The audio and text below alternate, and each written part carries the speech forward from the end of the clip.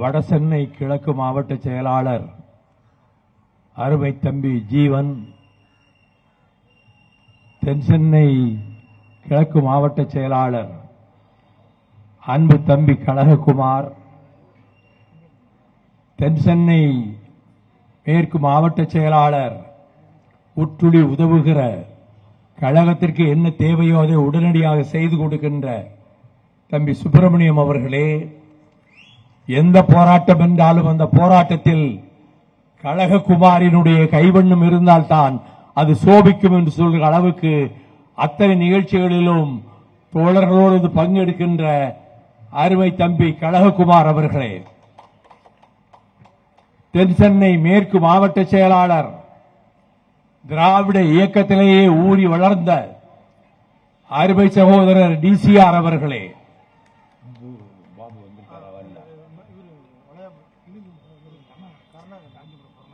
காஞ்சிபுரம் புறநகர் மாவட்ட செயலாளர் அருமை சகோதரர் கருணாகரன் அவர்களே, மினர்வா ராஜேஷ் அவர்களே, கழக கண்மணிகளே, தாய்மார்களே, தோழர்களே, ஜனநாயகத்தினுடைய காவல் அரணாக திகழ்கிற ஊடக உலகத்தைச் சேர்ந்த பத்திரிகையாளர்களே, ஊடகையில் நண்பர்களே, தொலைக்காட்சி ஊடக நண்பர்களே, நடுநிலையாளர்களே, அரசு ஊழியர்களே, வணக்கம். நீண்ட நாட்களுக்கு பிறகு, பல மாதங்களுக்கு பிறகு இப்படி ஒலிபெருக்கிக்கு முன்னாலே வந்து போராட்டத்திற்கு அழைப்பு கொடுத்து குரல் கொடுப்பது இந்த வைகோவின் வழக்கம் என்பதை அனைவரும் அறிவார்கள்.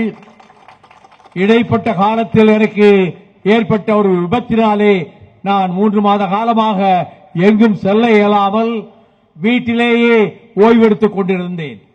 இந்த ஆர்ப்பாட்டத்தை சொன்னபோது இதற்கு நான் வருகிறேன். வடசென்னையில் தானே நடக்கிறது, வங்கிக்கு பக்கத்திலே தானே நடக்கிறது, கப்பலோட்டிய தமிழனுடைய சிலை இருக்கின்ற அந்த தெருவில் தானே நடக்கிறது, நான் வருகிறேன் என்றேன். நல்ல ஏற்பாடு செய்திருக்கிறார்கள். ஆனால் தமிழ்நாட்டுக்கென்று ஒரு நிதிநிலை அறிக்கையை தயாரித்த பொழுது நம்முடைய திராவிட மாடல் ஆட்சி நடத்துகின்ற தளபதி ஸ்டாலின் அவர்கள் தமிழகத்தினுடைய தேவைகளை, இளைஞர்களின் தேவைகளை, குறிப்பாக நம்முடைய தாய்மார்களினுடைய தேவைகளை நிறைவேற்றுகின்ற விதத்திலே ஒரு அருமையான நிதிநிலை அறிக்கையை வழங்கினார். பேருந்திலே செல்லுகிற மாணவ செல்வங்கள் மாதம் 1000 ரூபாய் பெற்றுக் கொள்வதற்கும் ஏற்பாடு செய்தார்.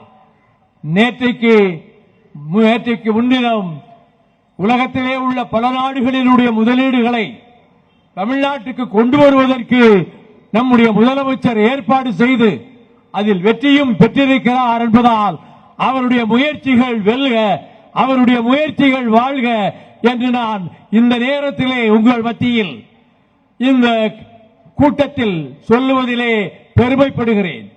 அதே போலத்தான் இங்கே நமக்கு எவ்வளவு வாய்ப்புகளை உருவாக்கி கொடுக்க முதலமைச்சர் தளபதி ஸ்டாலின் நினைக்கிறாரோ அதற்கு நேர் மாறாக தமிழகத்தை வஞ்சிப்பதற்கு மத்தியிலே ஆளுகிற நரேந்திர மோடி அரசு முயலுகிறது.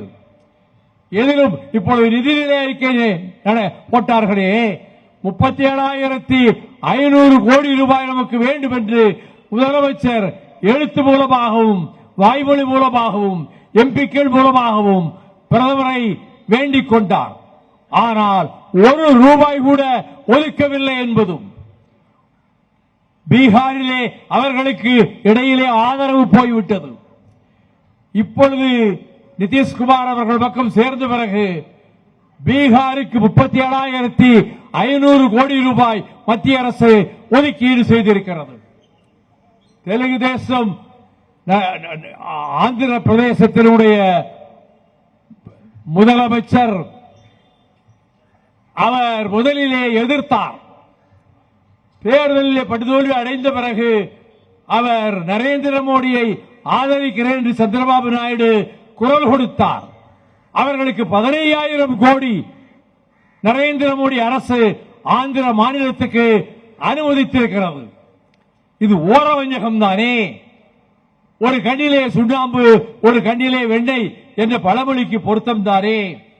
அதை போலவே இவர்கள் சென்னை மெட்ரோ ரயில் திட்டத்திற்கு ஒன்றிய அரசு 50% நிதி தர வேண்டும். தமிழ்நாடு அரசு தனது நிதியில் 12,000 கோடி ஒதுக்கீடு செய்துவிட்டது. ஆனால் நரேந்திர மோடி அரசு இதற்கு ஒரு பைசா கூட நமக்கு தமிழ்நாட்டுக்கு ஒதுக்கவில்லை என்பதும் இந்த பிரச்சனை கட்சி பிரச்சனை அல்ல. ஆங்காங்கே இருக்கக்கூடிய அரசு ஊழியர்களுக்கு சொல்கிறேன், இது நம் தாயகத்தினுடைய உரிமை பிரச்சனை, நம் தமிழகத்தினுடைய உரிமை போர் பிரச்சனை. நாம் இங்கே 20 அனிதா உட்பட 20 பேர் நீட் தேர்வை எதிர்த்து தங்களை தாங்களே மாய்த்துக் கொண்டு உயிரை தந்தார்கள். இந்த 20 பேருடைய உயிர்களை பறித்தமைக்கு மத்திய அரசு ஒரு கொலைகார அரசு, வஞ்சகம் செய்கின்ற அரசு, அநீதி விளைவிக்கின்ற அரசு. அதே போலத்தான் அவர்கள்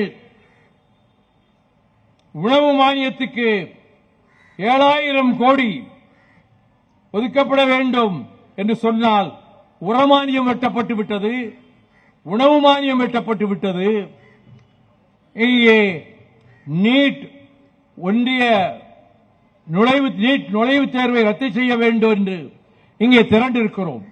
மருத்துவ படிப்புகளுக்கு நீட் முறையிலேதான் நுழைவுத் தேர்வு வரும் என்று சொல்லுகிற அகந்தை கொண்ட நரேந்திர மோடி அரசை இந்த போராட்ட குழு வருகை தந்திருக்கின்ற சகோதரிகள் தோழர்கள் அனைவரும் நரேந்திர மோடியினுடைய முயற்சி ஒழிக என்று குரல் எழுப்ப வேண்டும். சொல்லுங்க.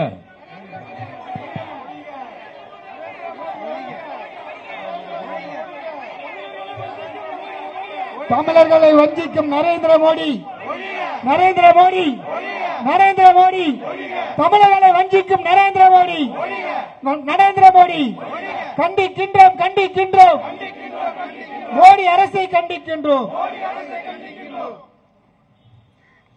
அவர்கள் அது மட்டுமல்ல, அனிதா உட்பட 20 மாணவர்களினுடைய உயிரை பறித்தது மட்டுமல்ல, மருத்துவத் துறையிலே எந்த படிப்பானாலும் நீட் தேர்வு வேண்டும் என்று சொல்லக்கூடிய துணிச்சல் இங்கே சிலருக்கு இருக்கிறது.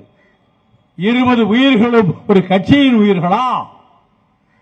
20 பேரும் ஒரு கட்சியை சேர்ந்தவர்களா? இல்லை, அவர்கள் நீதிக்காக தங்கள் உயிரை தந்தார்கள். தமிழகத்தினுடைய உரிமையை நிலைநாட்டுவதற்காக தங்கள் உயிரை தந்தார்கள். ஆகவே மேகதாட்டு அணை கட்ட நாங்கள் முற்பட்டு விட்டோதை எவரும் தடுக்க முடியாது என்று கர்நாடகத்தினுடைய இந்நாள் முன்னாள் முதலமைச்சர்களும் அமைச்சர் பெருமக்களும் தினந்தோறும் அறிக்கை விடுகிறார்கள், டெல்லிக்கு செல்லுகிறார்கள், மேகதாட்டு அணைக்கு அனுமதி கொடுங்கள் என்று சொல்லுகிறார்கள். இதிலே இருக்கக்கூடிய ரகசிய சதித்திட்டம் என்ன தெரியுமா? 2012ஆம் வருடத்தில் இந்த சதித்திட்டத்தை எதிர்த்து கிருஷ்ணகிரியில் என்னுடைய தலைமையில் 2000 தோழர்களை திரட்டி நாங்கள் ஆர்ப்பாட்டம் நடத்தினோம், போர்ப்பாட்டு நடத்தினோம். அப்பொழுது மேகதாட்டு அணை என்ற ஒரு அணையை கட்டப் போகிறார்கள். அந்த அணையை கட்டிவிட்டால் 48 டிஎம்சி தண்ணீரை தேக்கிக் கொள்வார்கள். இங்கே கபிலியிலிருந்தும் நமக்கு தண்ணீர் வராது, கிருஷ்ணராஜ சாகரிலிருந்தும் நமக்கு தண்ணீர் வராது, விலிகுண்டிலுக்கும் தண்ணீர் வராது. 15 மாவட்டங்களுக்கு குடிநீர் இருக்காது. 15 லட்சம் நெற்பயிர் விளையாமலே போகும். அதை விதைத்தாலும் சரி, ஊன்றினாலும் சரி, அது முளைவிட்டு கிளம்பாமலே போகும்.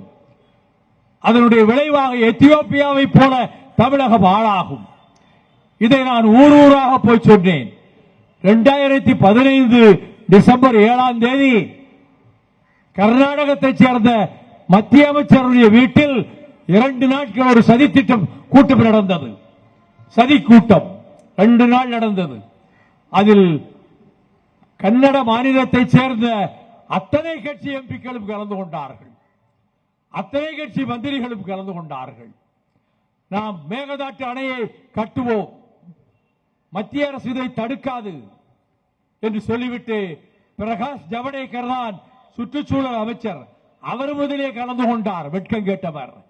நம்ம சுற்றுச்சூழல் அமைச்சரே அதற்கு விளக்கம் தருவார் என்று இவர்கள் சொன்னவுடன் அவர் எழுந்து, நாங்கள் எழுத்து மூலமாக உங்களுக்கு அனுமதி தரமாட்டோம், ஆனால் நீங்கள் அணையை கட்டிக் கொள்ளுங்கள், உங்களை நாங்கள் தடுக்கப் போவதில்லை என்ற பச்சை துரோகத்தை 8 கோடி தமிழர்களுக்கு, தமிழ்நாட்டிலே வாழ்கிற தமிழர்களுக்கு மன்னிக்க முடியாத துரோகத்தை அங்கே செய்தார்கள்.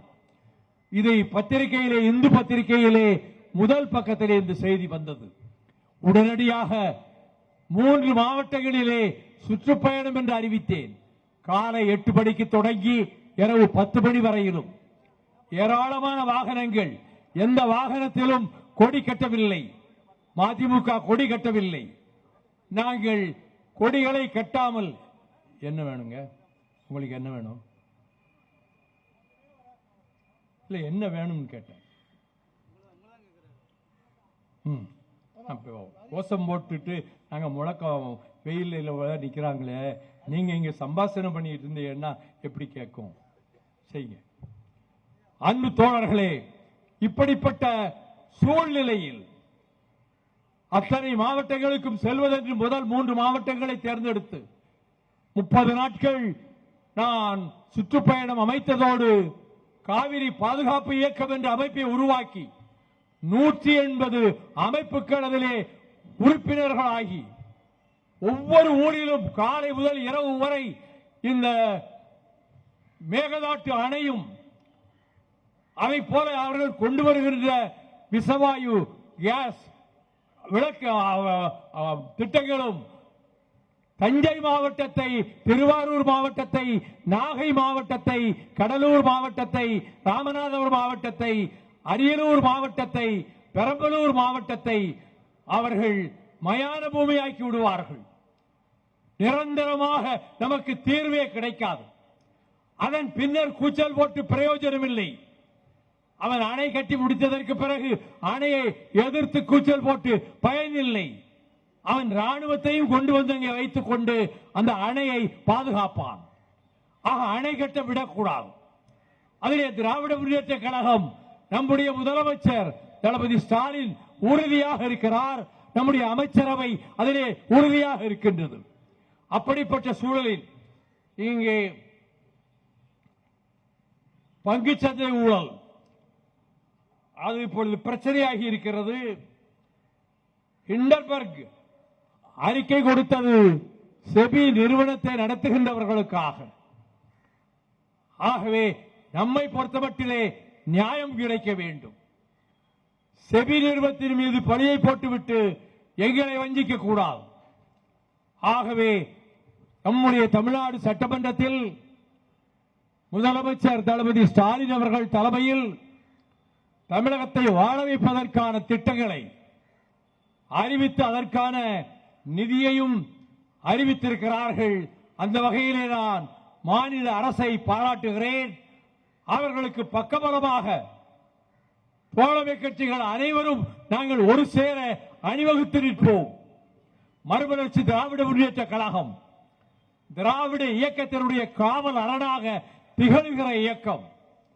நம்முடைய முதல்வர் அறிவிக்கின்ற அறிவிப்புகளுக்கு எந்த எதிர்ப்பு எப்பக்கம் வந்து புகுந்தாலும் அதை அங்கேயே தடுத்து தகர்க்கக்கூடிய வல்லமை மறுமலர்ச்சி திராவிட முன்னேற்ற கழக தோழர்களுக்கு உண்டு என்பதை இங்கே நான் தெரிவித்து, மத்திய அரசின் ஓர வஞ்சகம் ஒழியட்டும், தமிழகத்தை காப்பாற்ற திராவிட மாடல் அரசுக்கு நாளும் ஆதரவு பெருகட்டும், வலிமை வளரட்டும் என்று கூறி இந்த உரையை நான் நிறைவு செய்கிறேன்.